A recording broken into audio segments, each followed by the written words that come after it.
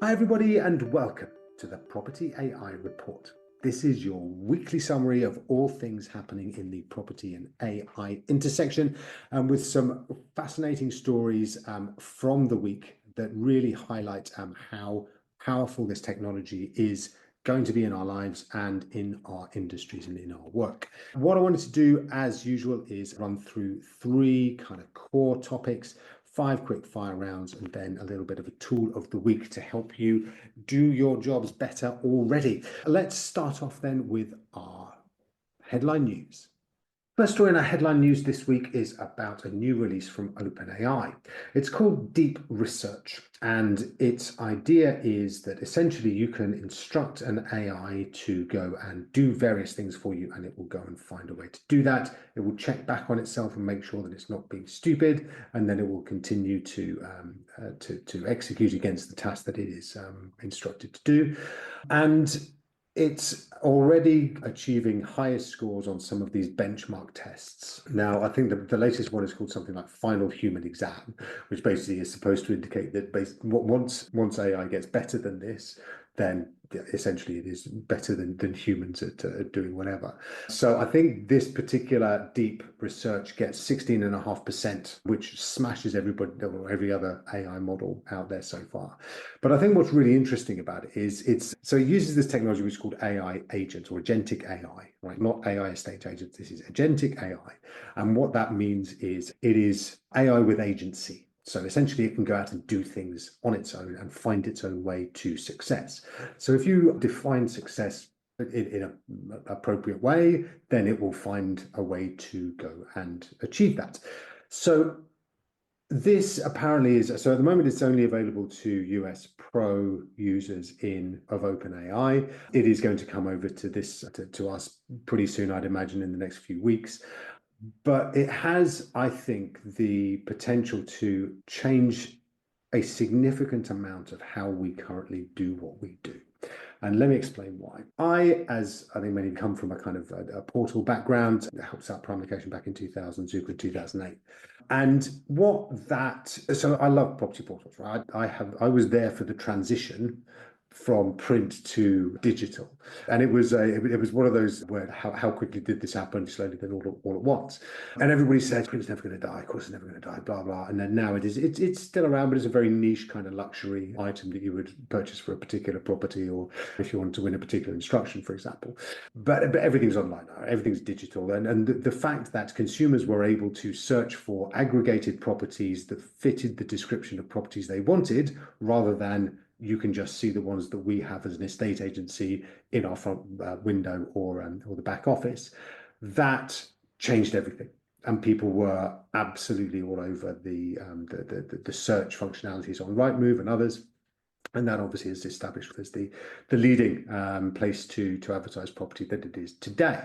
But the lessons of print are really valuable here as well, because what changed was consumers' desire to search in a different way. They found that actually it was easy, but led by the likes of Google and more broad search, that they realized that actually they could search for their ideal property using an aggregator. Then that was much more straightforward than flicking through print, where there was a subset of a subset. And essentially, you were going to have to do a lot of heavy lifting yourselves to find the right property for you. So now when we look at the current environment and we look at the likes of OpenAI and the new deep research, people are becoming increasingly used to, and will become even more used to, looking for things and discovering things just by asking AI, by chatting to their phone, by typing things into an AI assistant. So this, I think, when it's allied with OpenAI and others' agentic AI, which means that basically I can chat to my phone and ask it to go and find, for example, a 3-bedroom property with a sea view near a good school with excellent transport links, a large garden, and a skylight in the kitchen. Then it will go away and search the internet to find that. Right, and it will take as long as it needs to go and find that. You might also add in things like, actually, I'm thinking of it being a second home, and therefore I'd like a yield potential that is above 6%. Also, if you looked at other properties in the street, if it can be at least sort of 5% lower than the highest value property that's ever sold in that street. Again, these are things that AI is going to be able to go and do. So what does that change? What it changes is how those properties are currently delivered to the eyeballs of searchers, buyers and tenants right now. Because for Rightmove, obviously their margin and their profitability and their ability to ramp up prices significantly to its agent customers stems from the fact that it is perceived as pretty much the only game in town, or the place where you have to advertise, and sellers believe that. And the longer they continue to believe that, as they used to believe with print, then the more it will continue to be the case. However, if you can search for a property with that level of granularity, the attributes in that level of detail, then you do not need a website that you have to go and type things into, and then you have to sift through the results of. And by the way, those results will be slightly corrupted by the fact that some agents will have paid more to appear at the top, and there's other sponsored links around, and you have to go through a number of interstitial pages for no real reason. And all that's just hassle. And actually, just like it used to be hassle going and buying a newspaper and flicking through that one and then not finding anything and then having to wait for the next newspaper the next week and then doing the same thing again, and or going to an estate agent's office and flicking through their folders of properties. You don't have to do that anymore because you can use Rightmove. Now, you don't have to use Rightmove anymore because you can actually just go and ask an AI. I think that this is essentially the start of the end for property portals. Okay, certainly for property portals being as central to the property discovery process as they have been for the last 25 years. And I'd say that with no particular cheerfulness. Again, I come from a background of property portals, and there are some great portals out there and some great people who work for portals out there. There are some portals, let's call them Rightmove, that have basically used their power to not benefit the industry. I think that the way that they have ratcheted up their prices and shoveled all of that extra cash into shareholders' pockets rather than necessarily investing in the industry or helping innovation is terrible. And anybody who's listened to me talk about this before knows that. However, I think that the arrival of OpenAI's deep research very specifically is a precursor to people changing how they search for properties. And I think that's going to introduce a really exciting time for all of us, where essentially you're not going to have to pay quite as much for Rightmove anymore. There, I said it. Essentially, you are going to be able to release some of that marketing spend because consumers are going to believe you now that actually Rightmove isn't the only game in town. Consumers are going to know because they will be using AI themselves and various AI assistants. They will know that actually they don't have to just go on Rightmove because they themselves are not doing it. So it's going to be that time where, again, what you will be able to do is to actually, as an agent, as a lettings agent, you'll be able to actually advertise where you want to advertise. You'll be able to explain and articulate the different places that you've decided to choose to put their property because you think that they are the best places to go. And I think it's going to be very exciting from an industry perspective to be able to step out from under that vice-like grip that we've, and particularly we've had on estate agents and lettings agents marketing budgets over time, and actually go and find things that are genuinely really effective rather than things that have been depreciating in effectiveness over a long time and yet are charging increasingly eye-watering amounts for the privilege of basically having access to a logo, Rightmove, that you can go and talk to people and say, I'm on there. Huge news, I think, this week. I think is going to be even more impactful as we go through 2025. And I don't doubt that this time next year, so it is the 3rd of February 2025, let's chat again 2026. And I have no doubt that in February 2026, we will see this as a very live, way of people searching for property, and it will be bringing in many leads and will be a darn sight cheaper than Rightmove, and Rightmove will have had to respond to it. That's going to be interesting to see where they go, because their profit margin, which they've committed to their shareholders to maintain up until 2028, is going to come under increasing pressure, I think. And I think that agents are going to be looking for alternative solutions, and that's going to be something exciting. So watch this space. All right, our next headline news is all about the Stargate, which is a very exciting name, but not necessarily fully realized in terms of how it's going to impact everything over in the States. As we discussed briefly last week, President Trump, as I must call him, has launched this Stargate initiative. Now, in the week since it was all announced, many things have kicked off in terms of whether this is actually whether it's got any money. Basically, it's pledged that this is going to cost $500 billion, which is $500 billion. And Elon Musk, amongst others, have said he hasn't got any money, and it's all just smoke and mirrors, mostly because of his beef with Sam Altman of OpenAI, but also he's probably true that it's not all there. However, what's interesting, I think, about this is really how everybody is thinking about the future of AI and the structural future. So we are going to need many data centers to operate. They are then going to have associated with them essentially power drivers. So you will look at things like solar. There's a lot of stuff going on in the Middle East right now, also in kind of the south of the US, to build essentially sources of power. So whether, again, there's solar, also nuclear is being looked at all over again as well. This drive over the next few years to create these huge data centers is going to create capacity for AI and compute that I think is going to make it essentially so that intelligence is like electricity. So you're going to be able to plug in and find answers to things like that, just at will. And what that then becomes is a challenge for us humans to ask the right questions, because the answers are going to be everywhere. And I think and that to me is really where AI and the future of work lives, is in that ability, and people will become increasingly skilled at this, the ability to harness all of that intelligence, just like we used to harness electricity and use it for good, ill, waste it, whatever. The people who are best at using it most profitably are going to be those who succeed in the future. So we spend a lot of time here at Model Prop thinking about how can we help you, agents, lettings agents, others involved in the property industry and elsewhere, to harness this access. Because yes, whilst it is patchy at the moment, it is still phenomenal. But going forwards, we are going to have intelligence on tap, right? We are going to be able to have the answer to anything at our fingertips.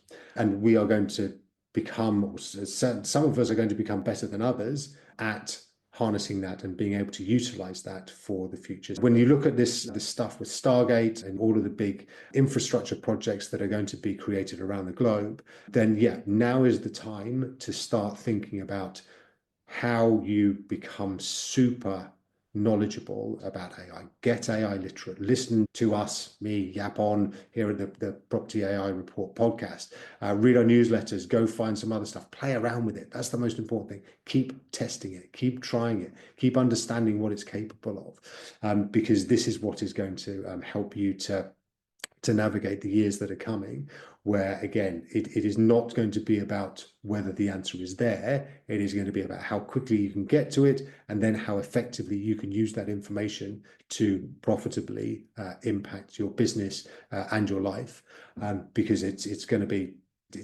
really different, I think, pretty quite soon.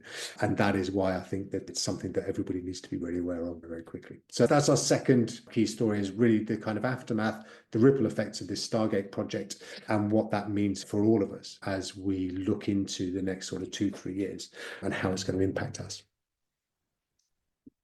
So on the back of that, we get to our third story, which is about AGI, which is artificial general intelligence.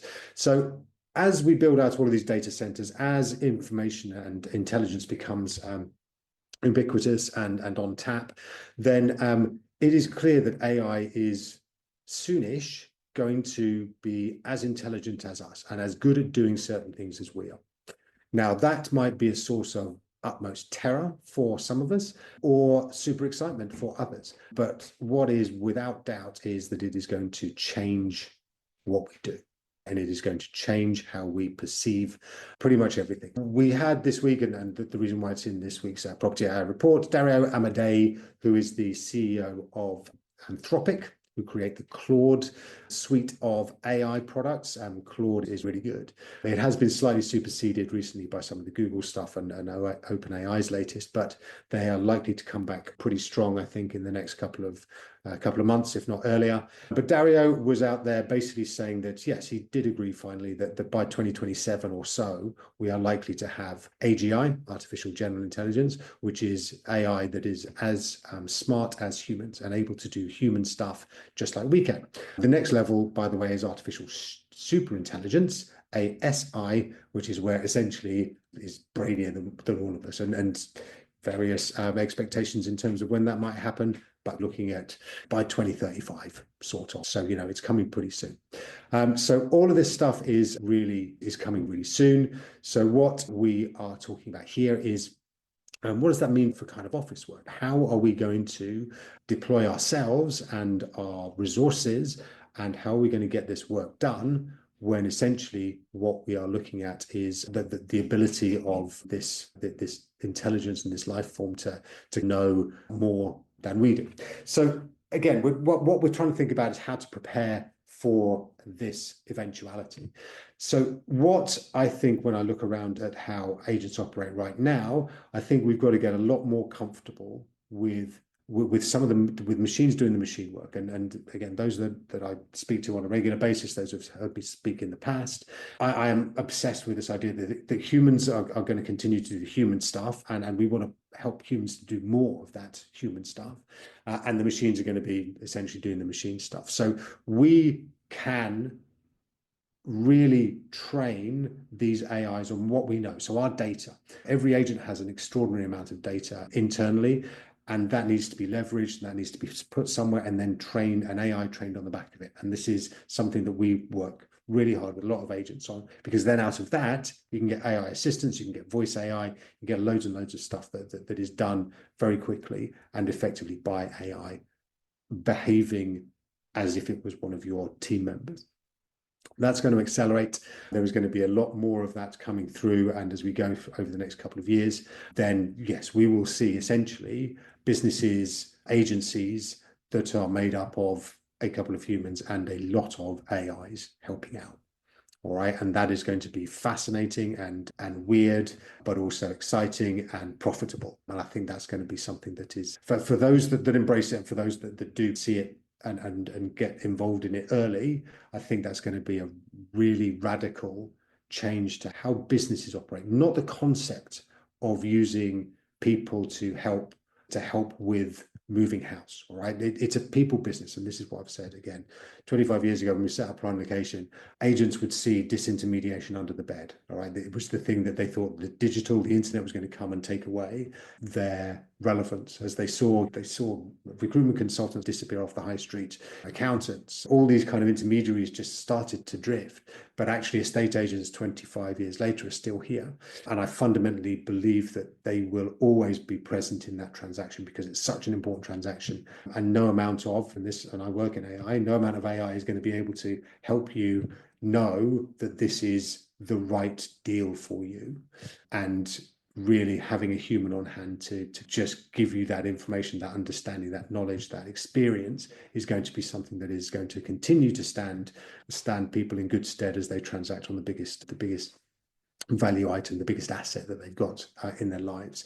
So again, really, I think important global kind of macro things happening as a result of some of the stuff this week. So keep an eye on those. Again, we'll come back to this a number of times over the course of the months and years ahead. But yeah, if it's something that you're interested in, then do drop us a line. We're more than happy to always chat about what these things mean for very specific agencies, as well as for the market in general. All right, so those are our big three headline stories this week. We wanted to now move into just some of these quick fire stories. So I'm going to go on a quick five and want to start with TikTok. Now, for those who either have kids, are kids, teenagers, and love to be understanding of what's happening in youth culture, then obviously TikTok is not something that will have passed you by. I very much accept that at the age of 52, that TikTok is not something that is directed at me. However, I do have teenage sons who use it, I'm going to say religiously, certainly way more than they should do, particularly in their GCSE year. But I digress. TikTok has been banned and then unbanned over in the States. And Donald Trump has unbanned it for 75 days, which is where the race is on for it to be sold. Now, regular watchers will recall that essentially this was the threat that Joe Biden put on TikTok and said they had to either offload it, sell it, or it would close down. And essentially all that's happened is that Donald Trump has delayed that for 75 days. He's not said that this is not going to happen. But so various companies are trying to throw their hats into the ring. Perplexity, one of the AI companies that got a really good search functionality, they've said that they'll acquire 50% of it and then the US government can acquire the other 50%. But the real unknown here that seems to be passing everybody by as they talk about how exciting it might be that TikTok would be saved, is that the Communist Party of China that owns or at least influences most of what Chinese companies do, and certainly the owners of TikTok do, has given no indication that it remotely wants to release its grip of this tool that allows it to see inside the minds of American youth. So that I just think when we get to the end of the TikTok saga, and 75 days, Trump turns around and says, well, you either got to divest yourself of it or we're going to close it. I think we're probably going to be back at the same place again, where essentially they're going to hope that over the next 75 days, they can get even more TikTokers to protest that this is going to kill their ability to earn and it's tragedy and all that sort of stuff. But then they will not be able to stop it from closing down because because ByteDance, who own it, will not divest themselves of it because it's going to harm the Chinese parties. This, again, I think is going to play out over the next sort of few weeks, but I think it's going to be really interesting just because there's been a lot of talk about how this is an absolute vindication for TikTok and a kind of a happy day that TikTok is not going to go anywhere. It's not going anywhere for a little while, but I think it will be essentially banned in due course. And if it is, then I think it's probably going to be, Trump is probably going to threaten all sorts if other countries don't ban it along the same lines as well. Yeah, I still think there's a lot to play out on that one. Next up in quickfire, something called Boom has launched, and literally launched, is the first civilian aircraft to go supersonic. All right, so it's essentially, it looks quite like Concorde, and I'm sadly at an age that missed out on Concorde and still a bit upset that I never got to fly at supersonic speeds over to the States. However, Boom XB might just make my dreams come true, and those of others who missed out. Because yes, the trial aircraft has now gone supersonic over the Mojave Desert over in the States, and they are now thinking that they are going to build an aircraft that enables people to go fly all around the world in these planes that are super speed. So that is obviously something that's very exciting. Technology is an amazing thing. The fact that we haven't had a Concorde equivalent for decades is not just a source of sadness, but yes, also weird, because why wasn't anybody else trying to focus on it, for example? So that's now something that they think they can do, and that's great. So we will see how that plays out in the coming months and years as well. But obviously it's something that is super exciting for those that like to get around. So exciting times. Okay, so next on our list of quickfire topics is Trump's meme coin. Again, don't want to spend too much time on this. You've probably seen it. It grew to 14.5 billion, I think, of value, and it is now decreased by something like 45% off the back of that. Yeah, watch out, kids. Meme coins, really bad. Unless you are in right at the front and then sell really quickly, then it is literally just a massive kind of Ponzi scheme, and the President of the United States has made an absolute killing off the back of it, but very few other people will. So yes, it has gone up, it has gone down. Melinda's also launched, it's gone up, it's gone down. This is what will happen to all of them. So yeah, just be a bit careful when you come to seeing any of these meme coins out there. they are literally not worth investing in because they are not an investment. They are just essentially a marketing Ponzi scheme. It would be funny if it wasn't quite so tragic for very many people, but hopefully everybody who's got involved in it understands that it wasn't really about investing. It was just about a bit of fun, and they had the money to lose because, generally speaking, lose it most of those that arrived late.